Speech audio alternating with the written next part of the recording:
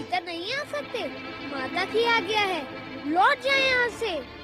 तुम कौन हो मुझे रोकने वाले? मैं कौन हूँ? अपनी माता का पुत्र हूँ। माता का पुत्र? मैंने तुम्हें पहले कभी नहीं देखा यहाँ पर। न जाने कहाँ से चले आए और अपने आप को माता का पुत्र कह रहे हो। चल हट जा मेरे मार्ग से। माता ने कहा था डट जाओ और ये कह रहे हैं हट जाओ। महोदय, मुझे हटना ही होता तो आपको रोकता है क्यों? आप इतनी सी भी बात समझ नहीं पा रहे। हम इस कैलाश के स्वामी हैं। ये संपूर्ण कैलाश हमारा है। हम कहीं भी जा सकते हैं। हमें रोकने वाले तुम कौन होते हो? चल मेरे मार्ग से हट जा। व्यर्थ का विवाद न बढ़ाए कैलाशपति, मैं आपको भीतर नहीं जाने दूंगा। सावधान! यदि आप अपनी कुशल चाहते हैं तो एक बात भी आगे न बढ़ाए। तू जानता है हम कौन हैं? संसार हमें महादेव कहता है। आप महादेव हो, आदिदेव हो, परम देव हो अथवा देवों के देव हो, इससे मेरा कोई संबंध नहीं, किंतु मैं आपको भीतर नहीं जाने दूंगा। हठी बालक, व्यर्थ का हट न कर। क्यों न करूं हट? आपकी बात मानकर अपनी माता की आज्ञा से विमुख हो जाऊं? असंभव। कौन है तेरी माता? जो मेरी माता को नहीं जानता वो कुछ नहीं जानता, और जो कुछ नहीं जानता उसे मैं क्यों जाने दूं? मैं आपको भीतर नहीं जाने दूंगा। मन को आनंद पहुंचाने वाले प्रिय बालक। मैं बालक अवश्य हूँ, किंतु माता की आज्ञा का कट्टर पालक भी हूँ, और उनमें से नहीं हूँ जो अपनी प्रशंसा सुनकर प्रसन्न हो जाए और अनुचित समय पर प्रवेश करने वाले को मार्ग दे दे। बालक, ये तो तुम्हारी कर्तव्य निष्ठा है। मेरी कर्तव्य निष्ठा की प्रशंसा करने के लिए धन्यवाद, किंतु मेरी प्रशंसा से यह मार्ग खुल नहीं सकता। अभी तो आपका मार्ग और कठिन हो गया है, क्योंकि मुझे प्रशंसा से नहीं कर्म से प्रेम है। तो मुझे अपना कर्म करने दे। तू अपना कर्म कर। आपका मार्ग रोकना ही तो मेरा कर्म है। माता की आज्ञा के बिना मैं आपको भीतर प्रवेश करने नहीं दूंगा। कौन है तेरी माता? अब आए ना मेरे मार्ग पर। क्या पूछते हैं आप? मेरी माता अखिल ब्रह्मांड की स्वामिनी है, राज राजेश्वरी है, माता गौरी है, और मैं उनका पुत्र गौरी पुत्र गणेश हूँ। जय माता की। गौरी पुत्र गणेश? किंतु गौरी ने तुम्हें कब जन्म दिया? ये तो हमें ज्ञात ही नहीं। ज्ञात होगा भी कैसे, क्योंकि मैं अजन्मा हूँ, अविनाशी, परम पुरुष, पुरुषोत्तम, शुद्ध, बुद्ध और नित्य। अजन्मे, अविनाशी, नित्य, शुद्ध, बुद्ध और मुक्त गौरी पुत्र गणेश, जाओ और अपनी माता से पूछ कर आओ कि महादेव द्वार पर खड़े हैं और भीतर आने के इच्छुक हैं। जब संसार आपको महादेव कहता है, तब तो अवश्य आप परम ज्ञानी, परम ध्यानी, महासाधक, परम योगी और बुद्धिमान होंगे, किंतु मेरा बुद्धिहीन तो मैं भी नहीं हूँ। अर्थात का अर्थ भी नहीं समझे। मैं माता की आज्ञा लेने भीतर जाऊँ और आप मुझे द्वार पर ना पाकर भीतर प्रवेश कर जाएं। मेरी माता की आज्ञा का उल्लंघन हो जाए। आपकी चतुराई धन्य है महादेव। हठी बालक, हट जा मेरे मार्ग से, अन्यथा। अन्यथा क्या युद्ध करेंगे? तो आजा रण क्षेत्र में। छोटा होकर बड़ी बड़ी बातें करता है।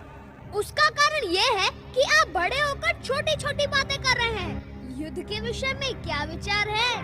वाचाल बालक!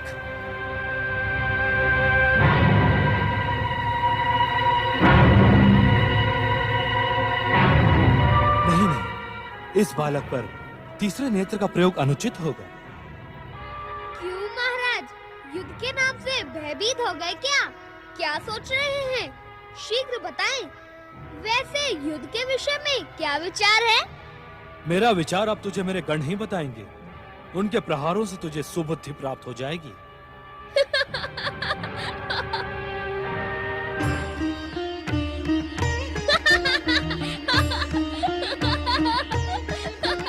धन्य है महादेव, गणपति को गणों से सुबुद्ध कराएंगे।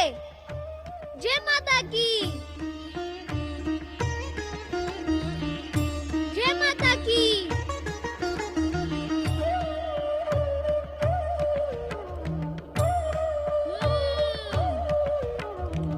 अति उत्तम।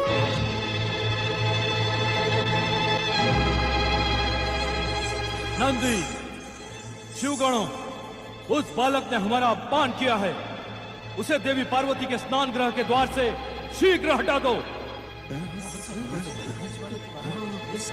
तुमने सुना नहीं हमने क्या कहा? सुना भोलेनाथ, किंतु समझ में नहीं आ रहा है। हमने तो कैलाश में कोई बालक नहीं देखा। तो क्या हम असत्य कह रहे हैं? तुम सबको हमारी बात पर विश्वास नहीं है क्या? चलो चलो चलो शिव आज्ञा का पालन करें। चलो चल चल।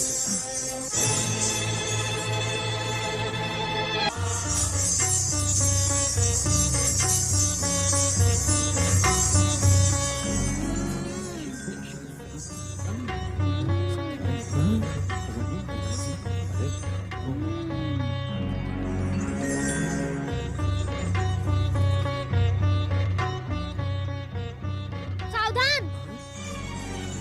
यदि तुमने माता के कक्ष में प्रवेश करने का दुस्साहस किया तो मैं तुम सबका सर्वनाश कर दूंगा। बालक तो उद्दंड है। उद्दंड नहीं, हाथ में दंड है। माता ने कहा था कि ये दंड धारण करके तुम गणों में श्रेष्ठ, गणों के ईश्वर और दंड नायक बन जाओ। जो तुम्हारी आज्ञा न माने उस पर इस दंड का प्रयोग करना, किंतु जो आज्ञा मान ले उसे अपनी कृपा प्रदान करने में कभी संकोच न करना। अब तुम सब बताओ कि तुम लोग मेरी आज्ञा मानोगे या इस दंड की? बातें तो बड़ी बड़ी करता है। प्रहार उससे भी बड़ा और भयानक करता हूँ। हम शिव के गण हैं। हमें प्रहार की भाषा से भयभीत मत कर। पहले तू ये बता कि कैलाश पर आया किधर से? अरे उधर तो माता का कक्ष है, तू वहाँ से आया है? तू सच सच बता, मेरी दृष्टि से बचकर तू यहाँ कैसे आया? शरीर तो इतना भारी भरकम है, किंतु बुद्धि तो एकदम छोटी सी है। क्या तुम इतना भी नहीं समझते कि माता के पास आने के लिए किसी मार्ग की आवश्यकता नहीं है? नंदी महाराज, बालक तो चतुर एवं बुद्धिमान प्रतीत हो रहा है। अब हम क्या करें? कुछ ना कुछ तो करना ही होगा। स्वामी का आदेश जो है ना। कुछ ना कुछ तो करना ही होगा, क्योंकि स्वामी का आदेश जो है। अपने से बड़े की नकल उतारता है। तुम्हारी बुद्धि तो सती अज्ञानी पशुओं जैसी है। क्या तुम्हें इतना भी ज्ञान नहीं कि छोटे ही बड़ों की नकल उतारते हैं, बड़े थोड़े ही छोटे की नकल उतारते हैं? वाचाल बालक, हट जा द्वार से। तुम्हारे स्वामी को द्वार से लौटा दिया तो तुम सोच रहे हो कि मैं तुम्हें भीतर जाने दूंगा? भाग जाओ यहाँ से, मेरा क्रोध न जगाओ, अन्यथा माता के दिए इस दंड से तुम सब पिटोगे। भाग जाओ, जाओ।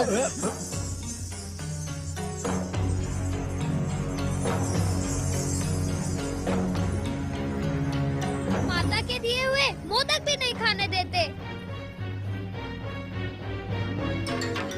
नंदी महाराज, प्रहार का आदेश दे। आप क्या देख रहे हैं? ये माता का दिया हुआ स्वादिष्ट मोदक देख रहे हैं। इतना बड़ा शरीर ऐसे थोड़ी ना पालते होंगे। ले लो, ये ले लो।